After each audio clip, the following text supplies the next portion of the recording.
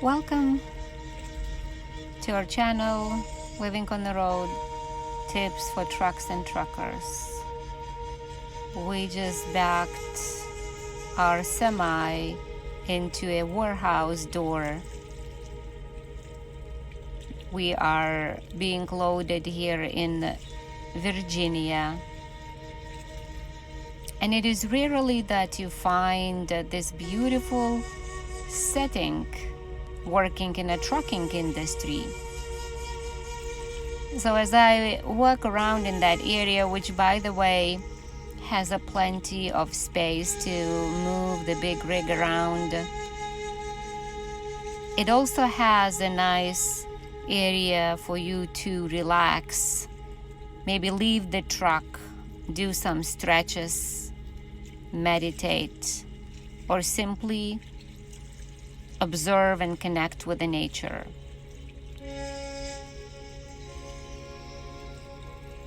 And found this little picnic table. So here I am setting my camera phone on this table, and I will show you some simple stretches you could do while being loaded or unloaded, while taking your 30-minute break. It is so important to move. Sitting is a cause of many discomfort and even sometimes conditions, especially when it comes to the back, low back, neck.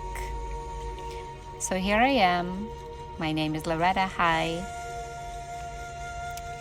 And simply, as you inhale, extend your arms above your head, interlace your fingers and stretch.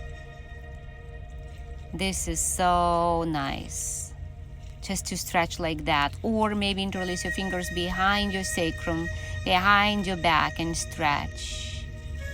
If you cannot interlace your fingers, you could simply use some scarf or belts or a little towel. Folding forward, opening the shoulder girdle, stretching your chest, arms. It is a little bit chilly day today, so I'm not using my mat. Usually I practice with the yoga mat.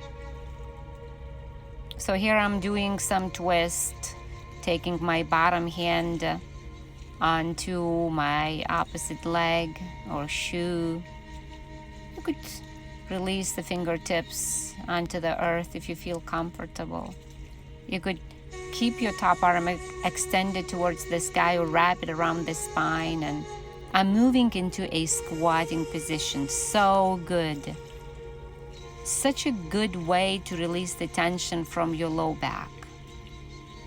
Lengthening your tailbone down and lifting your sternum up, creating the space in entire vertebrae by vertebrae in the entire spine, turning your head from side to side, unwinding the tension from your neck. Face is soft, gaze is closed. I'm looking towards the river. And as I stand up, I do this stretch that is back bend, goalpost, arm stretch. And then I move into the squat and I will do few sit-ups. So important to keep the function of the joints. So important to keep the fluidity in the joints and to be able to function properly in our bodies. Since from sitting the stagnation builds up, the fluids dry out.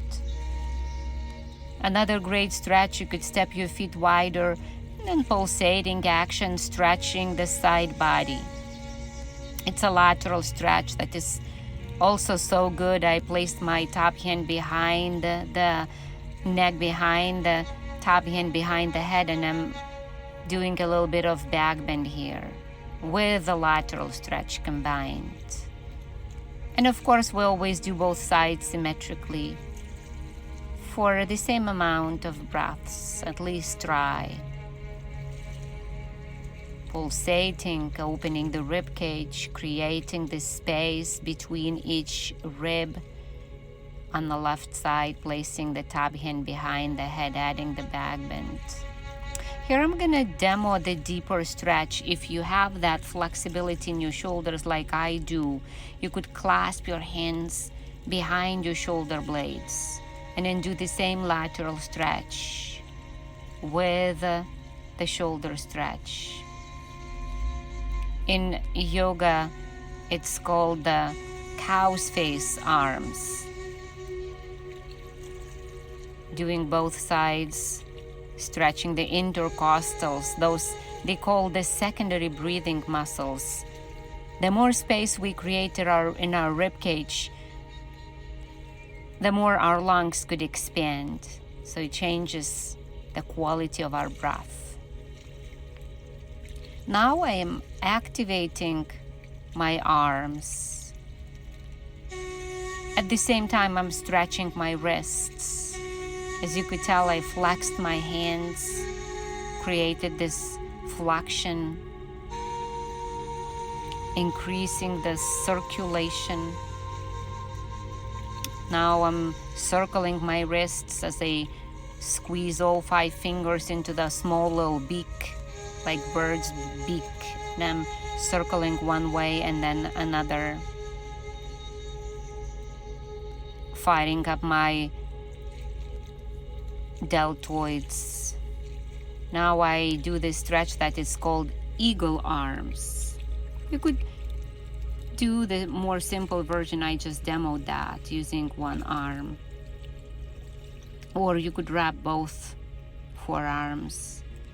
And then as you release one side, another arm goes below. And you could do one arm, not necessarily the full expression of eagle arms, just like wrapping your wings around. This is nice stretch to our outer shoulders. And now I'm moving into deltoid stretch and the neck stretch, because we hold so much tension in our necks. So you could interlace your fingers and place your hands onto your right hip or left, whichever you want to start with. Hug your elbows towards each other and then drop your head towards the same side that your hands are. So you again stretching the fascia, connective tissue, increasing the blood flow, releasing the tension. And then as you return your head back to center, maybe shake your hands a little bit. And you could again interlace your fingers behind your sacrum and then place your hands onto the other hip, or do this version. Just catch the inside of your elbow with the opposite hand. If you do my version, interlace your fingers and then drop your head to the same shoulder, to the same hip that your hands are resting on, and just breathe into that area of sensation.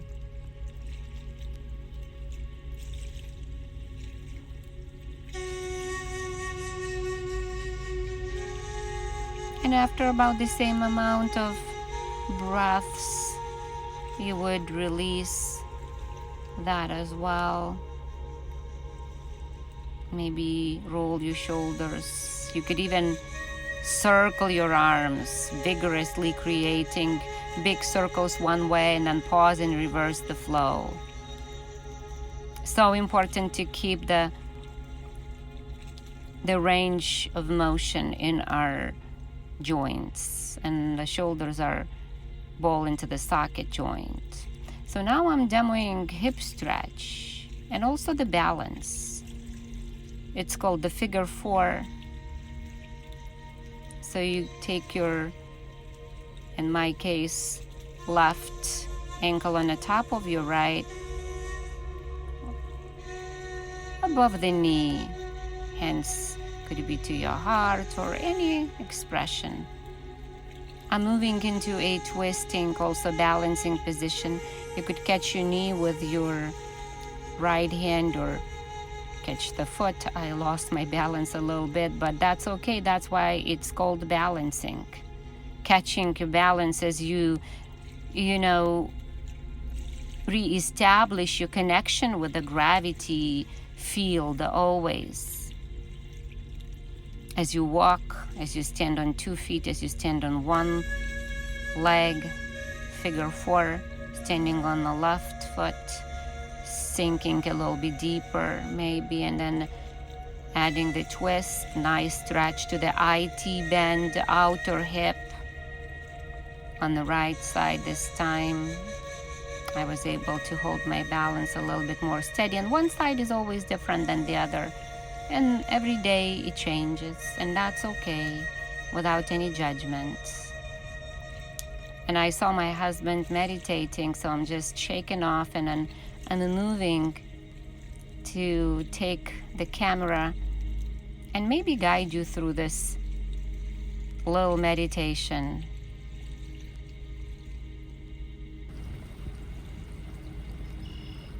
So here is the river flow. And I call this guided meditation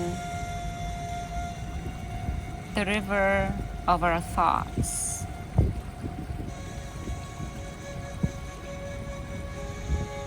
Watching the river of your thoughts. Here is my husband sitting on the banks of the river, turning inwardly. So this river of our consciousness, metaphorically, like the river, representing the river, contains our thoughts, our ideas, our memories, our stories that constantly flowing through our minds. So as you close your eyes and watch that flow, notice that just like you cannot step into the same river twice,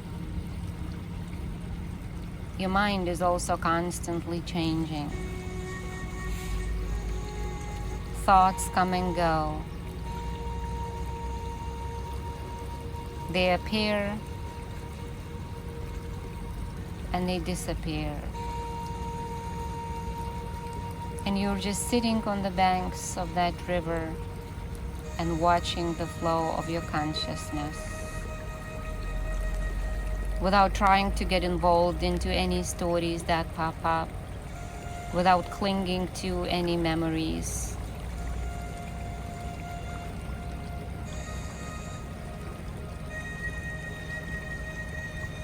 Even 1 minute of peaceful sitting and watching the river flowing by, it's so helpful to calm,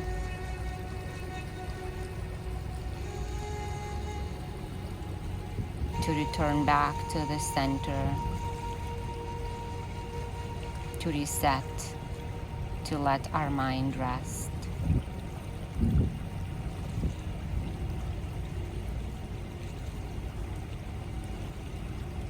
Becoming an observer.